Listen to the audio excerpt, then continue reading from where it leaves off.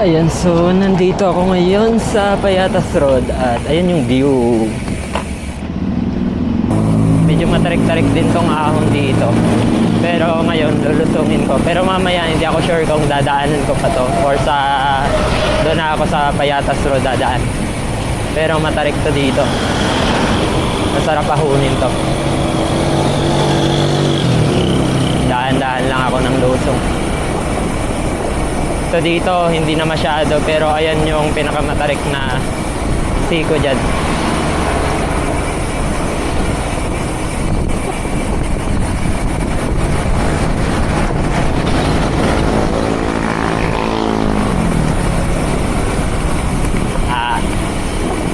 Jili-jili lang ako.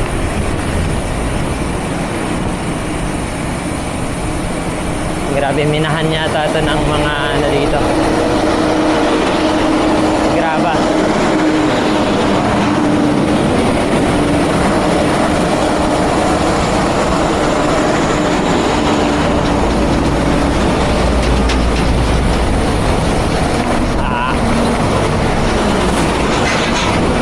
Imagine kung nag-road bike ako. Grabe. Alikabok. Di kawawa sana yung road bike ko dito. So, huminto ako dito para mag-delete lang ng mga photos kasi hindi ako nakapag-delete nung nakaraan. Tapos, ano nangyari? Full memory na pala ako. Kaya hindi ko nakunan yung ibang daan papunta dito. Pero anyway, for sure, alam niyo na to dito. Pag galing ka ng Payatas Road, kakanan ka dun sa may papasok ng Montalban, tapos dire-diretso na yun. Ay hindi, dire-diretso, tapos pag nakita mo yung daan na to, kakaliwa ka dun, tapos dire-diretso na hanggang dito. Wala ka nang lilikuan. Anyway, dito na ako sa tawag dito, Pawawa Dam. Andun na yung bundok. Mag-aalas 12 na rin. Yan, 11:54 na. Kaya siguro kain muna ako bago ako umakyat na.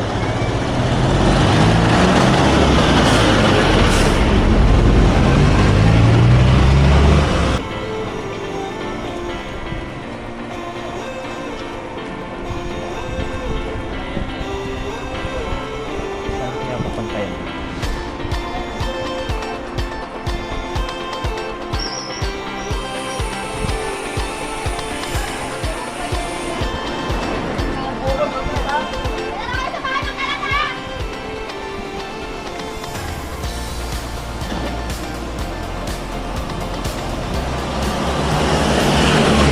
Ginagawa pa rin yung mga daanan ng drainage dito.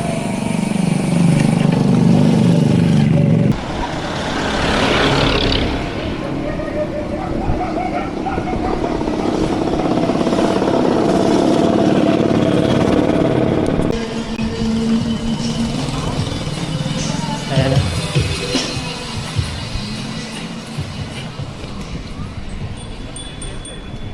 Ingat-ingat.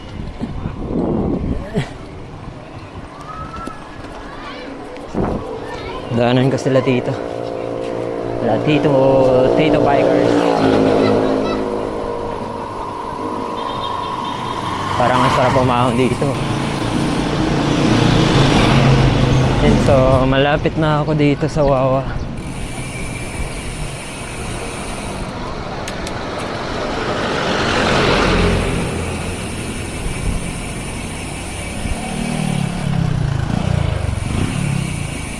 Ayan, so sa likod ng bundok na yan, doon ako pupunta.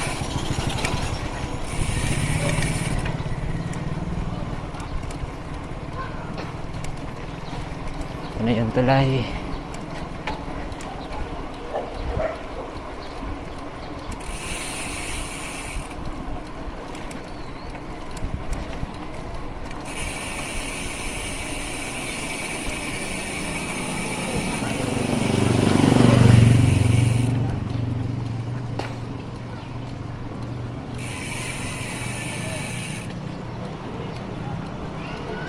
So ito na yung daan dito.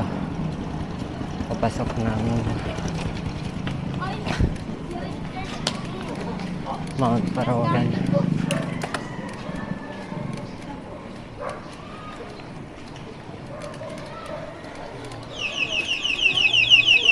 Ayan, so umpisa pa lang, tingnan nyo naman. Ayun, so kung pupunta ka dito sa Mount Parawagan, pag galing mo dun sa papuntang Wawa Dam, liliko ka dito, kakanan ka. Tapos diretso na tong kalsada na to. Ayan, so diretso lang siya, hindi ka dyan liliko. Diretso ka lang dun hanggang sa makita mo na yung mga paahon-paahon dun. Tapos pagdating mo na dun sa mga ahon part na yon, tuloy-tuloy ka pa rin hanggang ma-reach mo na yung off-road. Tapos pag nakita mo na yung off-road, diretso ka pa rin. Kasi yun lang yung daan na yun, yung off-road lang.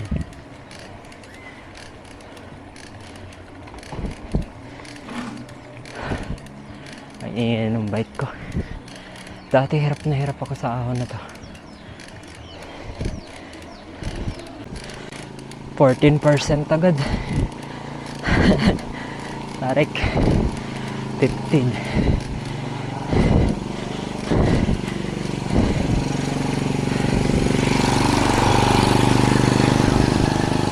Yan yung unang ahon. Unang ahon na matarik.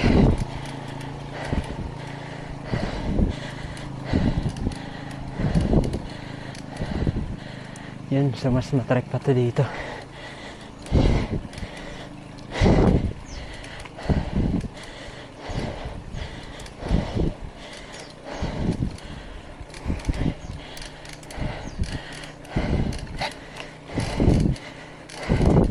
Bukod sa matarik na ahon, isa pang nagpahirap sa akin umahon dito, yung matarik na araw. Kasi umahon ako dito ng around 12 o'clock ng tanghali. Tapos ayan, kung mapapansin nyo, sobrang init ng araw na yan. 16. Though may mga puno-puno pa dito. Kaso may mga part na kagaya nito, open talaga siya. Sobrang init. Ayan, so diretso ka lang dito sa road na to. Yung mga paliko na yun, huwag mong papasukin.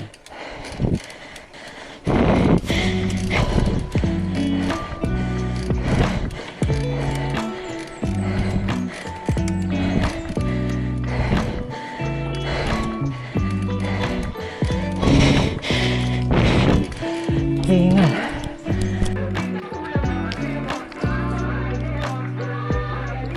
Punta ako dito. Nakakagutom. Grabe yung ahon.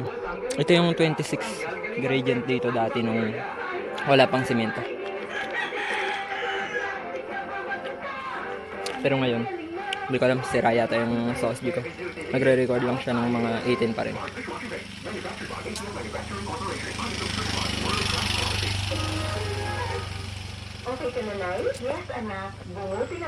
Kala ko may kainan dito.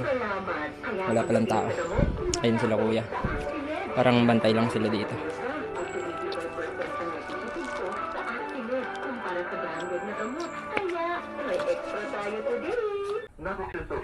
Yan, so aahon na ako doon kasi walang hangin dito. Hirap magpahinga dito. Sana may kainan doon. Lobot na yung camera ko. Mamaya ako na lang siguro kukunin ito pababa. Ayan o. Sobrang ganda dito.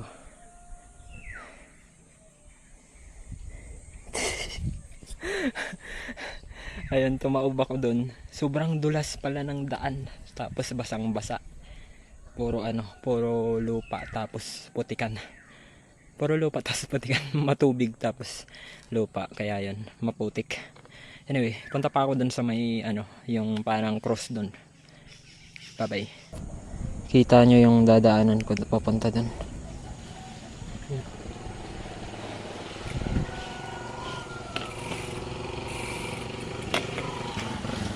Since dahil napatikan na ako, diretso na ako dito.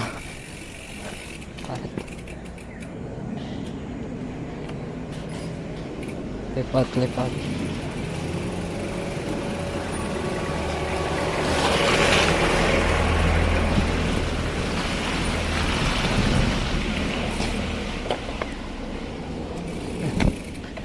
Dati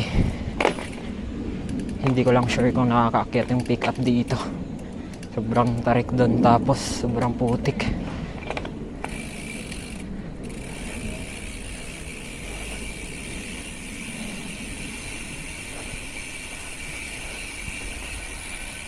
Oops, dito ako dadaan.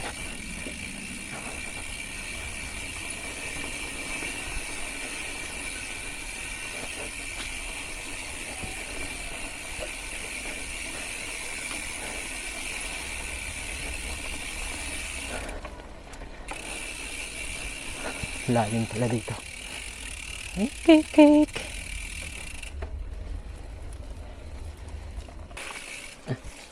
Kakatakot kasi madulas yun. Yung putik na yun. Parang clay.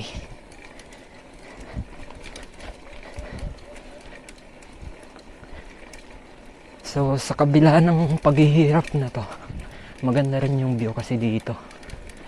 Kaya mas gusto ko pa rin dito.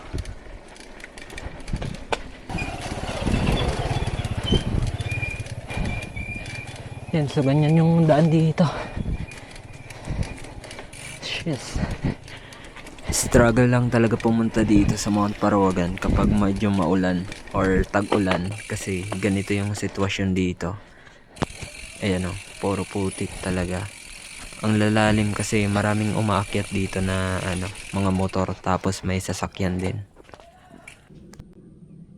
Ayan pala, ayan yung mga rate nila, Jets View, Deck, and Cabana. Cabana rate, yung cabin nila is 1,500 for 4 packs na siya. Good for 4 packs. Ang checkout niya is alas 2 ng hapon, tapos check-in niya is 2 p.m. tapos hanggang alas 12 ng tanghali. Ayan, so mula dun sa baba hanggang dito, napansin ko lang 4 na campsite yata yung nakita ko. Tapos parang pareho yata sila ng price rate. Kasi yung 20 pesos, parang yun yung daytime, parang detour lang kapag papasok ka ganun.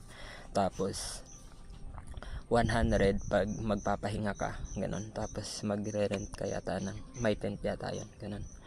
Or uupo lang dito sa sittings na to. Yung cabin room na yan, yung mga cabin room na yan is 1,500. Pero parang sakto na yata, pag 5 kayo dyan, sakto na yata kayo. Yan. Wala kasing bantay. Walang bantay dito pero nakabukas. Kaya pumasok ako. Naghihintay pa ako ng bantay. Anyway. So baka ito lang, hanggang dito na lang ako. Hindi na ako pupunta pa dun sa may taas. Malapit na rin yun, banda dyan na lang. Tapos yun, ganyan nakadugyot yung bike ko ngayon. Tapos yung isa kong plates, napatukod ako doon sa may putikan. Ayan. But anyway, ginusto ko to.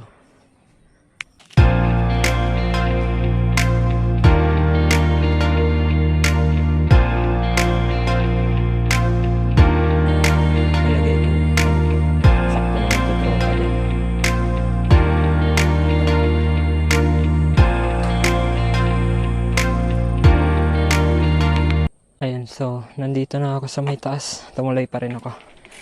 Pupunta lang ako dun sa may sa may mismong tawag dun, pinaka-top. Picture lang, tapos let's go na. Abutan pa ng ulan, mahirap bumaba pag maulan. Dito ako sa Mimplang dati.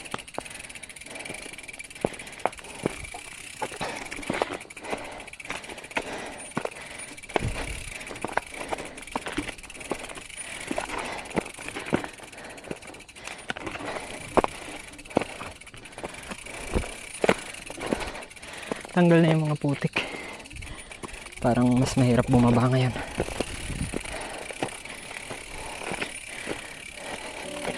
Nandito yung top ng Mount Parawagan. Ayan. Barangay San Rafael, Rodriguez, Rizal. Actually, maraming maraming bundok to dito, maraming mount yung tawag dito. Kaso, ito lang dito yung yung pinaka main nila is Mount Parawagan. Picture muna tayo dyan. Oops, sorry my bike. First time ko umahon ng napakaputik dito.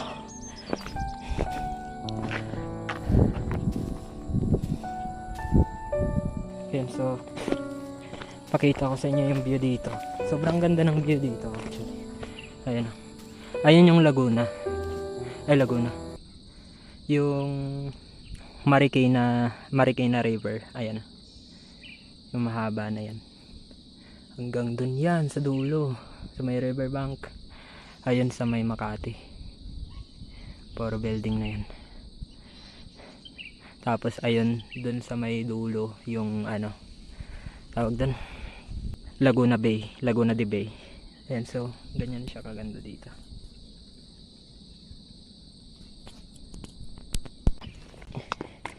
Yan, so bababa na ako. Saan tagos nito, kuya? Wala na yan.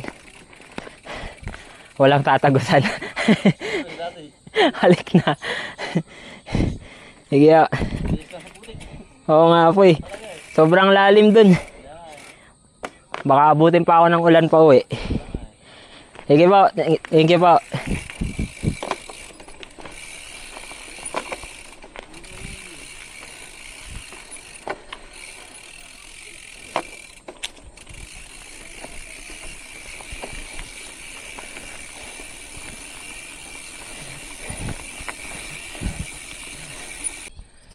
Ayun, so nandito na ako. Ayun, umuulan na. Ayun, medyo bunak na yung ulan dun. Oh.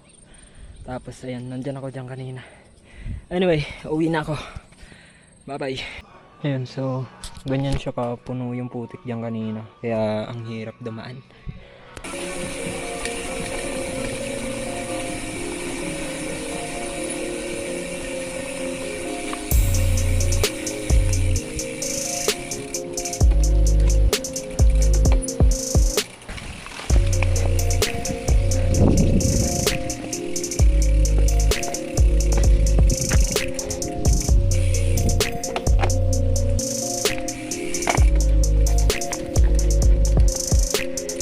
Sana ay kumagat ang aking tire dito.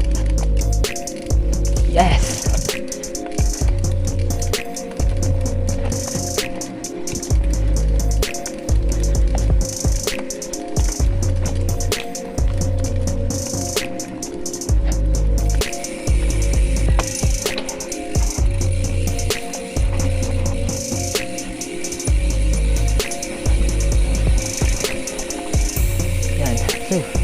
Medyo madalas.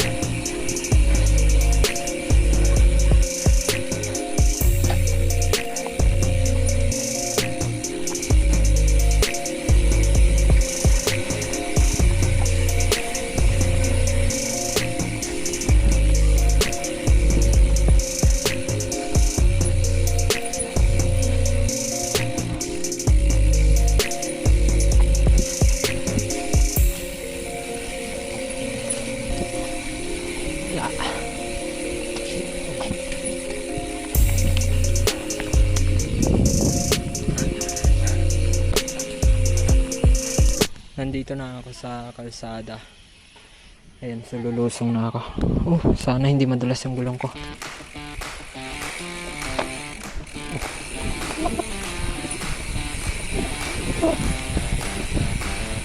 Medyo matarik pa man dito.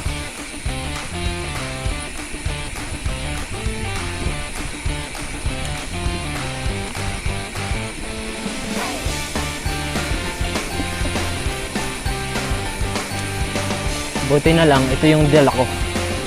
What if kung nag-road bike pa ako today? Sobrang putik dun. Ito na yung medyo matarik dito.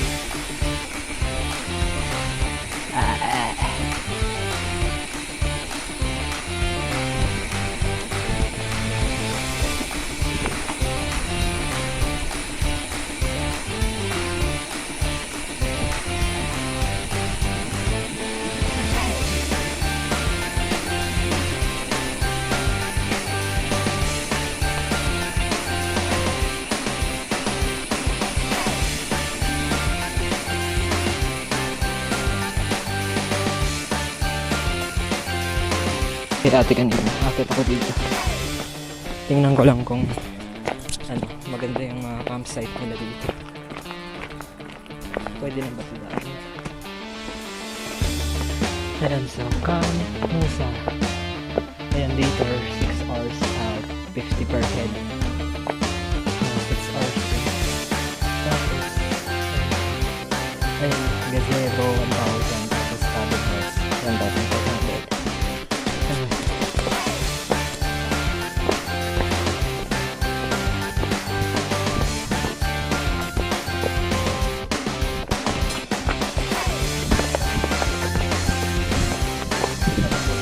Ay, hello po. Thank you. Ayun, so ganito yung view dito.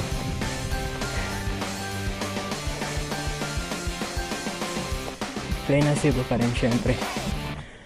Tapos may akyatan dun.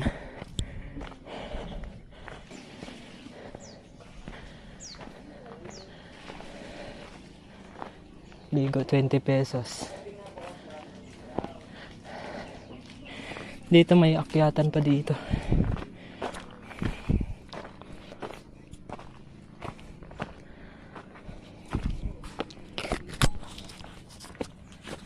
Ayan, so akyat pa tayo dito.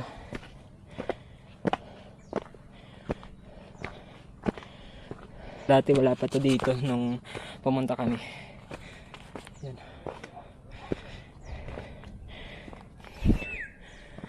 So hindi pa pala talaga to dito totally develop kasi di ko alam kung anong plano nila dito. Siguro kung sisimintuhan pa or ano na.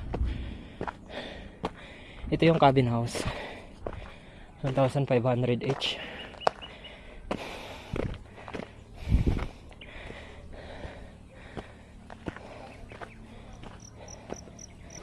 Ito yung mga daanan ng tubig. Akala ko patag talaga to dito. Ayan. So 1,000 overnight. Pwede na. 1,500 pala.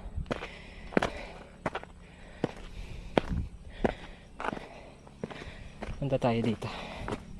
Ito yung overlooking nila. Ayan. So galing ako dun sa baba. Ayan yung bahay na yan. Ganyan siya dito kaganda. Lowbat na yung camera ko. Ayan. So sa cellphone na lang muna. Galing pa ako dun kanina. Banda pa dun sa babang baba. Ayan yung inahan ko dito. So kung pupunta kayo dito, private siguro. Private na mga sasakyan. At pwede rin naman kayo mag-commute. Kasi mula dun sa may bayan ng Montalban, Rizal, may sakayan hanggang Wawa Dam na jeepney, tapos papunta dito may tricyclean doon sa baba. Siguro marirentahan nyo yan papunta dito, pero pwede rin maglakad kaso medyo mahaba-haba to, mga ilang kilometers din yun mula doon sa baba. So ayan siya, and nakakatakot lang dito. Hindi pa kasi siya totally developed. Pag umulan talaga ng umulan, parang guguho yung mga putik. Ayan, kagaya nito. But anyway, sulit naman kung dyan kayo sa cabin na yan. Doon sa taas maganda rin kanina yung ibang cabin room doon sa may jets.